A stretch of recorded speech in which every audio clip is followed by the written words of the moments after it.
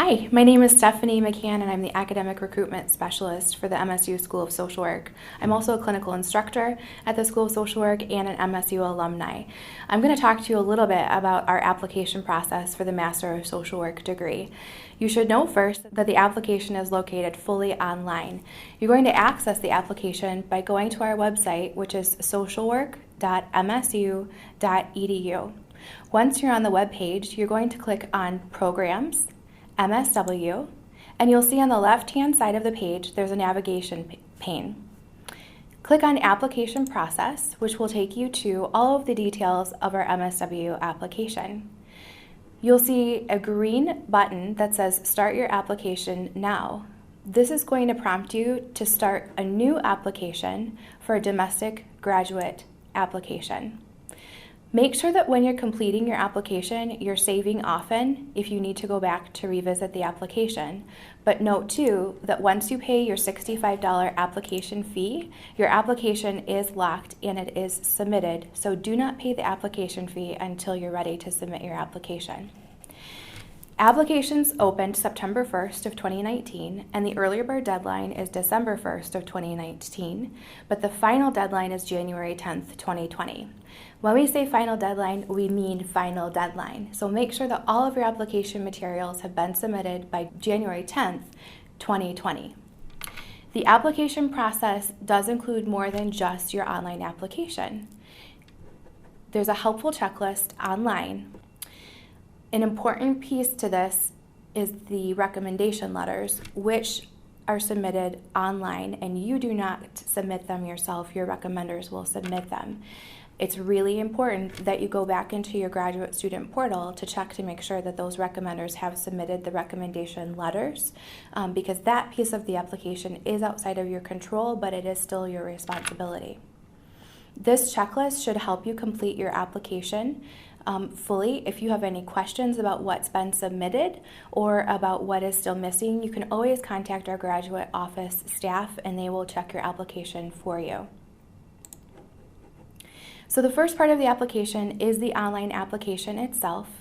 The second part of the application is to request your official transcripts to be sent by email or to us directly by mail. Do not submit your transcripts to us directly yourself. They need to come from your institution. And yes, we do need copies of transcripts from any higher academic institution that you have attended, even if transfer credits are on a final transcript from the final institution that you graduate from. The third part of this application process is to complete the applicant statement. On the application, you will see a paragraph for a personal statement and an academic statement. Do not complete those statements. The only statement that you are required to submit is this applicant statement, which is an additional statement that you're going to create as an essay. The requirements are 3 pages, 12-point font, double-spaced. Our hope is that you will complete the applicant statement, which is the supplemental document, as if it were an essay. The components of the applicant statement are the following. To 1, describe a current societal problem and how you might address this problem as a future MSW trained social worker. The second part of the applicant statement is to describe how your personal and intellectual qualifications, past human service experience, and/or future goals are relevant to addressing the problem you describe, as well as in assisting the most economically and social disadvantaged groups in our society as a whole. And please use specific examples. The third part of the applicant statement is to review the NASW Code of Ethics and to discuss how your personal values and beliefs are or are not compatible with the professional standard in the Code of Ethics. At some point in your career, you are likely to face conflicts between your personal values and the requirement of the social work profession, and we want to know how you will reconcile these conflicts. This part of the applicant statement is really important because it helps us to know that you have read and understood the NASW Code of Ethics and that you have the self-awareness to reflect to us how your professional and personal integrity and character are aligned with the Code of Ethics and where there may be conflict for you as an MSW student and as an MSW professional. The next part of the application process is to complete the Criminal Background Statement of Understanding. What this form states is that if you do have a criminal background, it may not deter us from being able to place you or to accept you into the program. However, it may deter a field placement from being able to place you in field. So even if you do not have a criminal background, please complete this form. You'll print it off, print your name, sign it and date it, and then upload it into your student portal where your application is held. The next form is the liberal arts form. Again, you'll click on the hyperlink. It will take you to a PDF form. Even if your undergraduate degree is with a liberal arts major, you still need to complete this form. You're going to put your name on the form, and then you will list at least 19 semester credit hours. That's credit hours, not courses, that reflect a liberal arts perspective. A liberal arts perspective could be in any humanities, social sciences, anthropology, sociology, psychology, history, philosophy, any languages, literature, natural sciences. This is important because it helps us to be able to check off that you do have a liberal arts perspective. So again, even if your bachelor's degree is in, let's say, sociology or social work or psychology, you do still need to complete this form. Prospective students ask me often which classes they should choose for this form. Honestly, we're not calculating GPA based on this form. We're simply assessing liberal arts credits. So if I were you, I would just choose the most recent 19 credits that you've taken. You could also choose 19 credits where you have the highest grades in a liberal arts perspective. But just know that this form is only assessing your liberal arts perspective. The next piece of the application process is one of the most important pieces, and it's your professional resume. When you complete your resume for your MSW application for MSU, you should be creating a resume that is professional in nature, that is well polished, that's been edited, that is updated and current. So your resume definitely doesn't need to be one page, but it should be relevant information. Make sure that you have someone look at it, have someone edit it, and feel welcome to upload more than one page for your resume. Make sure that your name is on every page of your resume.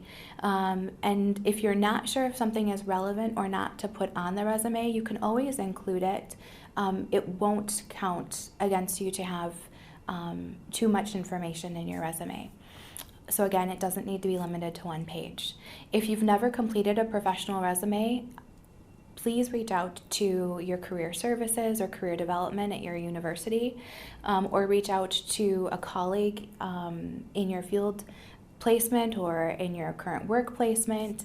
If you're not in the workforce currently and you're doing volunteer experience, reach out to someone that you volunteer with, because an extra set of eyes is really helpful on your resume. The next part of the application is the NASW Code of Ethics form. This agreement form, again, it's a hyperlink that you will click on that will take you to a PDF. And what this form says for MSW applicants is that you've read the Code of Ethics and that you agreed to abide by the Code of Ethics if you're accepted into our MSW program. What this form says is that even though you are not a professional social worker yet, you will be held to the NASW Code of Ethics standards while you're in the MSW program, and that any failure in upholding those ethics could impact your academic success in our MSW program. So again, you're going to print that form off, sign it, date it, and you'll upload it back into your portal. For the statewide blended regular program, advanced standing program, and for the weekend program, there are additional requirements, and I will go through those separately in a separate video. For international applicants, there is an international admissions page, and again, this information will be found in a separate video. Once you've paid your $65 application fee, you will not be able to make changes to the actual application. Having said that, you are still able to upload your supplemental documents, which are all of those documents that we just reviewed. Make sure that everything is submitted by January 10th, 2020. Some students ask me, well, what time on January 10th is the final deadline? The answer is by 11:59 p.m. on January 10th of 2020. Make sure that you're logging into your student portal regularly to review your application status. Your student portal is where you will receive all communication from us, MSU, once you have submitted your application. This means that your acceptance will also come through your student portal. You will not receive a letter, a phone call, or an email. It will all come through the student portal. So make sure that you're checking that frequently so that you see any communication from us directly. Any questions regarding the application process can come to me directly at mccanns1@msu.edu. Any questions regarding the application process can also go to our graduate office support staff, Quinn or Amanda. They can be contacted at 517-355-7519, or you can email swgradoffice@ssc.msu.edu. Good luck and go green.